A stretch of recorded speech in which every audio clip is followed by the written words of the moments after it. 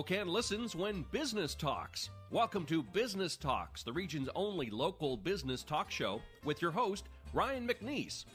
Business Talks is brought to you by our friends at STCU and Well Dressed Walrus. Now, let's get down to business with Business Talks.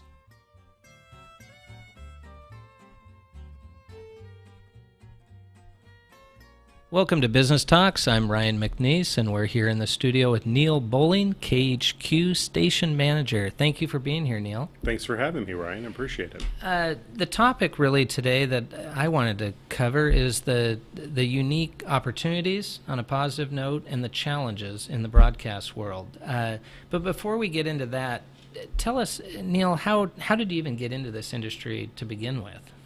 Well, I grew up in Tampa, Florida, a long way away. So natural you'd be in Spokane, Washington. Yeah, exactly. It's hotter here, I think, right now than it is in Tampa.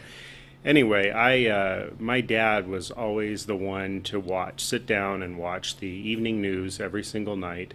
And then, it was the local news followed by the national news. And for me, it was Peter Jennings. I was just in awe of what kind of anchor he was. Mm-hmm. And I'm thinking, when I grow up, I want to anchor the news with salon quality hair.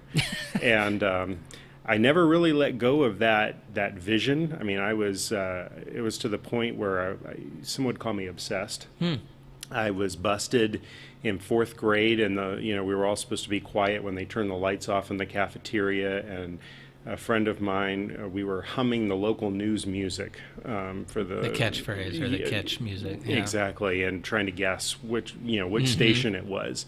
And I knew then that I had problems. And then in sixth grade, my dad actually had to disconnect cable because I wouldn't stop watching the Weather Channel. And, back then the Weather Channel was just on a constant loop all the time, but I was obsessed. Maybe potentially a bit dry as well. Yeah, so dry. There you go. Yeah. So I got into high school and I became the editor of my school newspaper, and I was kind of torn. Do I want to go down the newspaper route? Do I want to go down the /broadcast? Yeah, I just knew I loved the news. More than anything, I loved the news.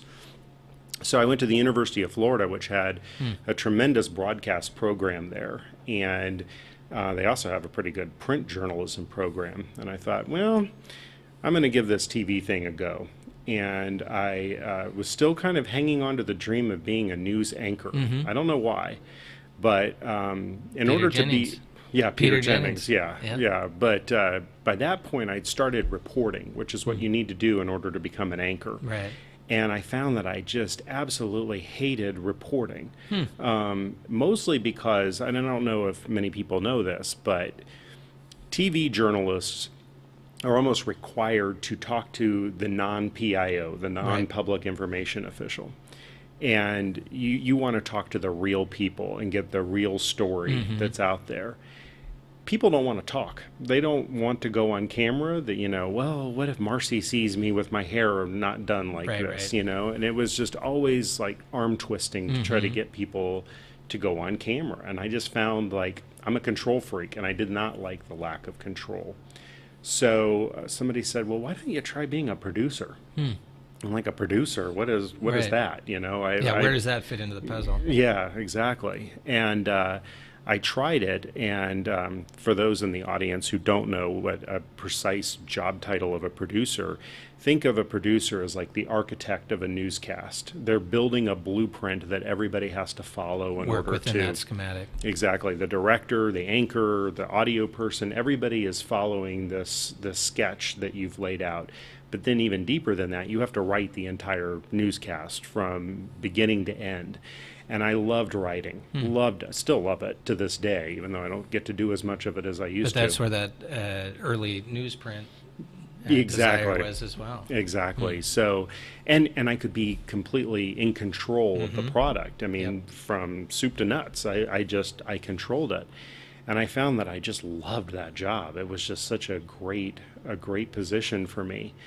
So naturally, I'm in station management now, where I get to do none of that. That part I really liked. Yeah. I don't do any of that. No, yeah, exactly. So I graduated from the University of Florida, became essentially an overnight producer at the CBS station in Tampa, and it was somewhat unusual to move to a large market like Tampa. Right off the bat. And Tampa and Seattle are very, very similar in terms of market size. I think right now Tampa is the 11th biggest TV market. Seattle might be the 13th or 14th. That's interesting. Demographics are similar. Yeah, just the overall population and total number of TV viewers.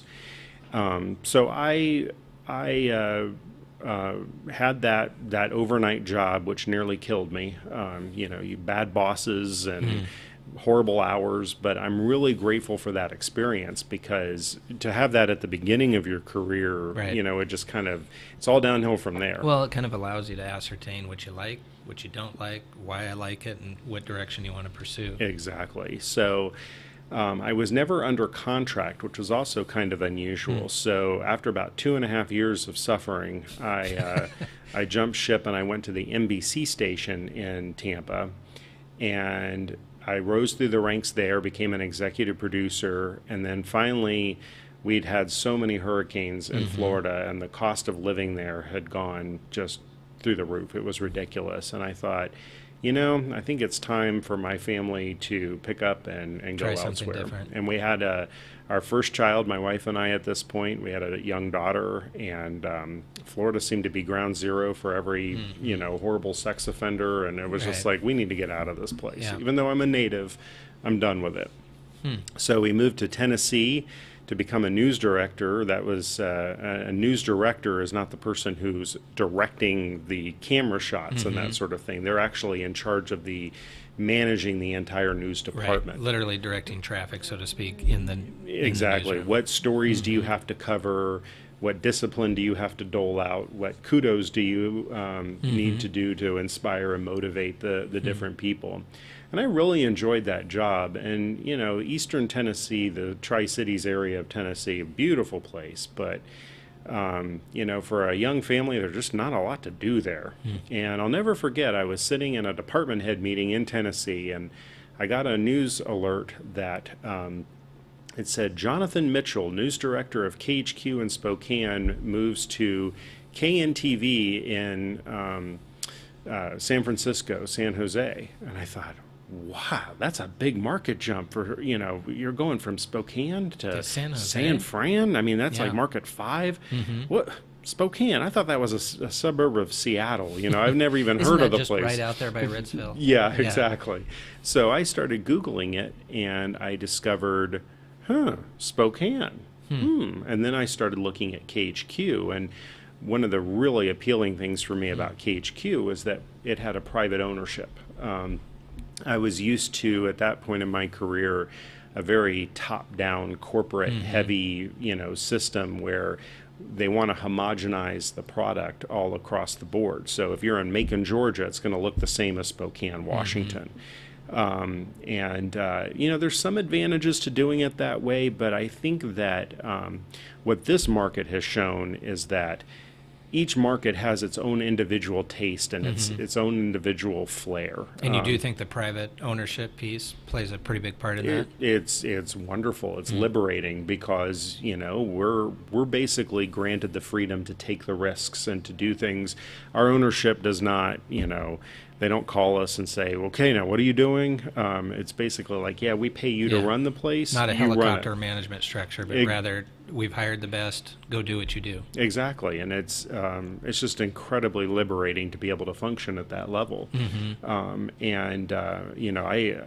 I look at this as like, nirvana for broadcast TV terms. And it's funny because when I've had to do job postings, on a nationwide basis, I underscore the beauty and the wonder of Spokane, Right, but I living also in talk Pacific. about just, what the station is like because it's so unique in the broadcast industry right now. And that's an interesting concept across the board in corporate America is when you are essentially selling to potential employees.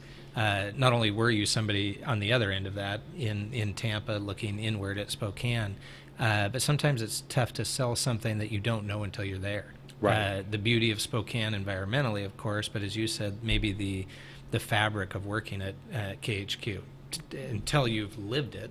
Exactly. Yeah. Obviously, you can speak to it, and you were.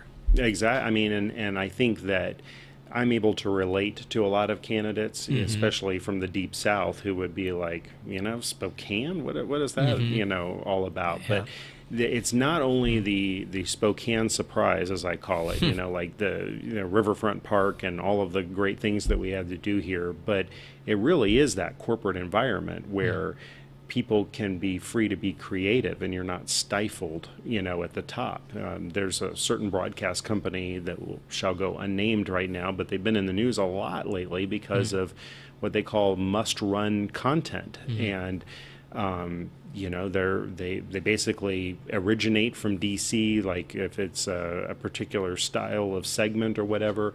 And regardless of what market you're in, you're forced to run that content. And that kind of thing would just drive me berserk. Yeah, I would think so. I mean, from a creative level, to feel like you're coming up with some potential nuances and new ideas and then not be able to run with it. Exactly. Yeah. Stifling. Just totally stifling. But circling back to the beginning, to a certain extent, the idea intrigues me that you knew right off the bat that you had a sincere passion. And many times with guests that I have and nonfiction that I read and I'm passionate about, that is a common denominator. Is this, you actually said, I think you used the word obsessed. I think that word is used all the time in people that are achievers. Dare I say maybe overachievers, but the point is an achiever oftentimes has to have a thread of kind of that OCD quality that you're obsessively identifying with, whether it be the nightly news or what your dad was watching, and your example of being at the school and trying to identify the jingle. That fascinates me because you actually do see that throughout many professions, that people tap into something early on that they just say, this is what I'm going to do. Yes, I'm fortunate in that regard too, because I've also seen the opposite where people are like, no clue what I'm going to do. Right. And, for me, I've been on this trajectory essentially, from day one. But that focus, that direct focus and obsession, if you will, has allowed you to play at very high levels in this industry. Let's take a quick break, but when we come back, I do want to touch on some of the opportunities that you foresee in the industry, as well as some of the challenges that are really hitting the broadcast industry. We'll be right back after a short break. The following is sponsored by our friends and community supporters at McNeice Wheeler Attorneys. McNeice Wheeler is a boutique law firm in Spokane, handling matters in both Washington and Idaho. Areas of law include business law, wills, trusts and estates, family law, personal injury and wrongful death, and real estate matters. For your full-service legal needs, contact McNeice Wheeler Attorneys.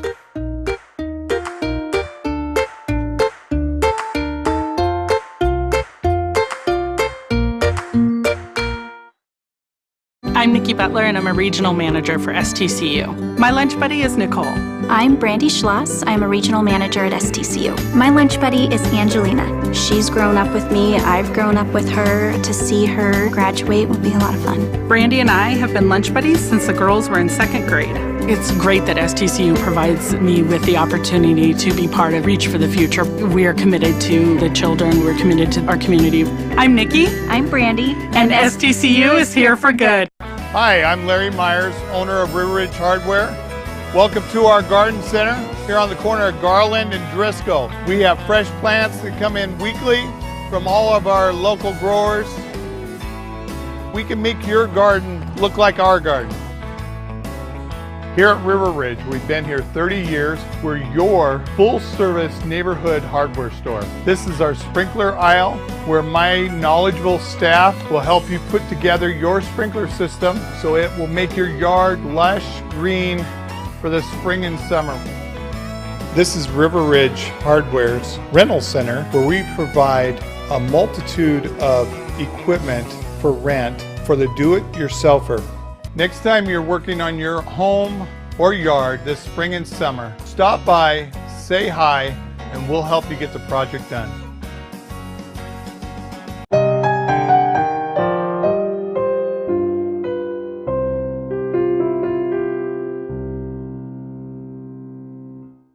Welcome back to Business Talks. I'm Ryan McNeice, and we're here in the studio with Neal Boling talking about KHQ and the opportunities and challenges in the broadcast industry. Thanks, Neal. In the first half, we were kind of really digging into how someone in your position and in this career, how you find your way from the different markets in broadcasting, and thankfully you found your way to Spokane, Washington. And if anybody's still watching at this point, I would be amazed, Oh, the millions are out there. Let's talk about, let's start with the glass half full and talk about what do you see as some of the unique opportunities in broadcast? Because media out there, I mean, you can't pick up a Wall Street Journal or New York Times or any major newspaper, Spokesman Review discussing downfall of broadcast or whether it's a newspaper business or what have you. We can all talk about negatives, and we'll touch on some of that. What are much of that, right? Yeah, but let's touch on some opportunities. Well, there's never been a greater hunger for content, and especially when it comes to local content. And that's the bread and butter of your local broadcaster. You know, we're deeply in touch with the community. Right. Delivering the content on all of the different platforms that we need to get it out there, and then monetizing those platforms, that's the challenge. But it's also a tremendous opportunity because no one has figured this out yet. No one has cracked the code. Similar challenges, obviously, in the newspaper industry. So I think that, we're well positioned as a broadcast outlet to satisfy that community's hunger for local news and information. And also, And is that a versus grabbing national negative news potentially that you think just flat sells? Right. I mean, the whole if it bleeds, it leads kind of thing. I mean, we could always go down the political path and that sort of thing. But I attended an interesting... we got Fox News and CNN for that. Well, right, exactly, and Ted Koppel calls that news you can choose, and the ideological split that is facing viewers right now, who don't know the difference really. They don't realize that they're in kind of a news echo chamber on the national level. For sure. That's something that troubles me deeply about just the overall industry, even though local is largely insulated from that. I mean, I know I've done my job when I get complaints from both sides that we're too biased for one way or the other. I agree. It means you're covering both sides. Exactly. It means that we've done it fair, because there is no place, in my opinion, for opinion in local news. And unfortunately, I will editorialize to a certain degree. Fox or CNN literally is just that. Right. As you said, you pick one or the other based on your preconceived notions. You're subscribing to whatever news source reinforces your belief system. You're not challenging a belief, you're just reinforcing. Exactly, and I don't think that that's a good service to America. I mean, we all have our opinions, but somebody once told me, don't debate an issue unless you are prepared to debate it from the other side. Right. It's not a debate if you're not able to do that. Right, exactly. And interestingly, that's a fair comment, because you're not saying it should be Fox or it should be CNN as an example, but rather you should have a debatable issue. But if you're not seeing both sides or even getting both sides of the story. Right, exactly. So, I guess I delved into the challenges already, the glass half. How did we go to... This is supposed to be upbeat. Yeah. No, but good point. With the opportunities comes the challenge. Right, and at a local level, once again, we're insulated from that, but people, we have local Fox affiliates, and it's like, okay, is the local Fox affiliate part of Fox News? There's a confusion about that. Right. NBC, are they part of MSNBC, which is traditionally viewed as more of a liberal source. It's kind of the wild, wild west when it comes to almost this. a bit of a brand identity issue to a certain extent. Definitely, and in fact, I had the opportunity to attend a conference in Vegas not too long ago where they had the three main network evening news anchors together for the very first time: David Muir from ABC, Lester Holt, and Jeff Glor from CBS. And Lester came to a reception later for the NBC affiliate stations, and I said, "Do you ever worry, Lester, that essentially your brand is being tainted by MSNBC, because you'll even go on MSNBC and that association. And he goes, no, because we fight very hard for our evening news to be right down the middle, and I think the consumers can recognize that.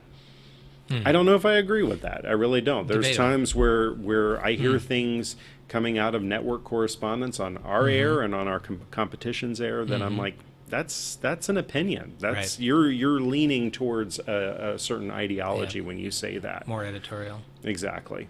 So I don't know. It's a a piece that you mentioned earlier though, in terms of concentrating on our local market and our local community, and figuring out a niche in terms of accommodating that and having individuals really want to see that local content, and paralleling that with marketing and advertising. How is that done?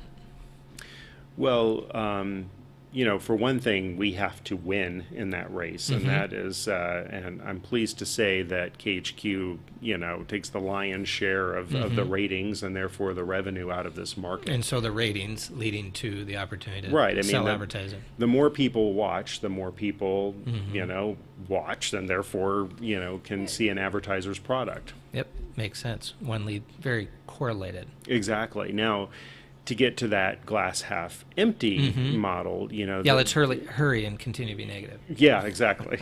It is just so fractured right now. And, like I talked earlier about watching the TV news with my dad, sitting on the sofa, and that was the sole focal point of our attention. Well, now we're lucky if you're even just watching with an iPhone in your hand, and in that case, we're the background. We're the second screen. We're not the primary screen. That is so true. I would imagine your family is similar to mine, that you're all sitting around on the couches and the chairs, and you're right, you got the screen right here doing the nightly news, and each of you are on your respective devices. It's fascinating, too, because what I try to impart to our news team is that if you're on Facebook and you're using that as a source of news, which I would also argue kind of subscribes to the echo chamber effect, because you're only getting the news that you want to see. That you're clicking on, that is repeating itself in the algorithm. Exactly. You're primarily watching. You're hardly ever clicking the sound up, to listen to the audio from those videos. I think the ratio I've seen is about 85% of people watch, and only 15% of people are listening to those stories. That low? That's shocking, actually. I would argue that on the broadcast level, it's the exact opposite. You're hearing it, not looking at it. Exactly. And that's why, our producers, our talent, they're all trained to try to grab your attention and get you to actually engage with the television so that you're not distracted. Right. And I think we do a better job than most at doing that, but we recognize, especially in the morning, you're doing other things. You're trying to get ready, you know. You're doing dishes or you're walking by, but you are hearing it. You are hearing it, and something will get your attention, and it's kind of like radio just with TV, you know. So that's true. That's the psychology of the nuances that you're hitting are fascinating. And you're delving into it all day long, all week long, seminars, etc. We're marinating in the psychology of the whole thing. Of how to reach the end user. You know, and a couple of things have hurt our prime time. One of those things is Netflix, because you know, no commercials. You just binge. You can go straight on through it, and before you know it, you've fallen asleep. They even came out with a design for socks, because people were falling asleep watching Netflix, and the socks knew when you would fall asleep, so that it would discontinue the stream. You've got to be kidding me. Netflix and chill socks, I think, is what they were called. Netflix and chill socks. The problem with that is that A, you're not watching us. B, you're not watching the morning news because you have your TV set to a different input, so it's not like turn it on. However, I think Netflix, we're reaching kind of an interesting tipping point for Netflix, because they have invested something north of $6 billion on creating content, original content. the thing is now, like, I am a Netflix subscriber. I tune in. I log on, and it's overwhelming. There's so much content, and a lot of it is targeted to me because they know what other content I've been watching. So they're using their algorithms. Watched this. I would suggest you watch exactly the next 10. And the thing is that the ratings are not very good on some of these shows. And you might watch for 10 minutes and then you're like, this isn't my cup of tea. And that's one area where the networks have an advantage right now because there's limited airtime, unless you're CBS with their all access platform. The traditional broadcast, we only have so many hours, 15 hours of prime time every Monday through Friday. Right. So they're curating the best of that content. And when you watch a network show in the evening now, well, that's going to be pretty good because the alternative is... Well, there's a finite amount that somebody is, as you indicated before, producing, directing, executing to get the best of the best. But then the struggle is with Netflix. You can put anything on there. There's no TV rating system. There's no FCC to get you in trouble.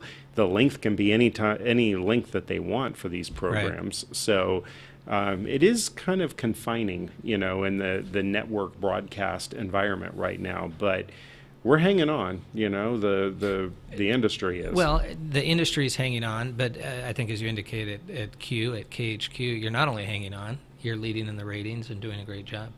And we're trying to go where the puck is going. You mentioned a couple of the things that we're doing to kind of rise to the occasion. Just last week or 2 weeks ago, we launched really the first of its kind in the nation, which is an e-gaming channel for Twitch, which is a platform where people watch other people play video games. I've read articles, actually, in the New Yorker had a specific article that is the next platform, that folks might be at the Spokane Arena, 15,000 seats, etc., watching somebody play a game. It's shocking to me, but... Me too. I mean, we're of that age, that generation. It's like, well, if I'm not playing, I'm surely not going to watch somebody else play. Atari. Yeah, exactly.